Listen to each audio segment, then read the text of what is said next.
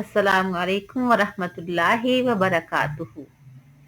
आज हम कुरान करीम की एक मुख्तसर सी आयत जो कि तमाम फिक्रों से आज़ादी की दुआ है उसे याद करेंगे। हजरत अबू दरदा रजी अल्लाह तआला अन्हु फरमाते हैं कि आप सल्लल्लाहु अलैहि वसल्लम ने फरमाया, अगर कोई शख्स इस दुआ को सुबह शाम 7 मरतबा पढ़ता है तो अल्लाह ताला उसके तमाम फिक्र मुश्किलात के लिए काफी हो जाता है। तो आइए दुआ याद करते हैं। बड़ी मुख्तसर सी और बड़ी खूबसूरत सी दुआ है। सूरह तौबा की आयत नंबर 129।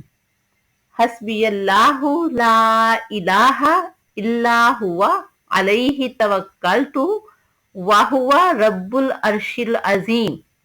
फिर देखें, हस्बी अल्लाहु ला इलाहा इल्ला हुवा अलैहि तवक्कलतु व हुवा रब्बुल अर्शिल अजीम। तर्जमा, मुझे अल्लाह ही काफी है, इसके सिवा कोई माबूद नहीं, उसी पर मैं भरोसा रखता हूँ और वो बड़े तख्त का मालिक है।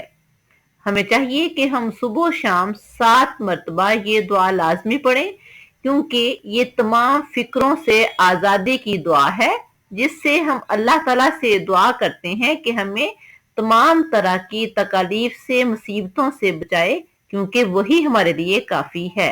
अल्लाह हाफिज।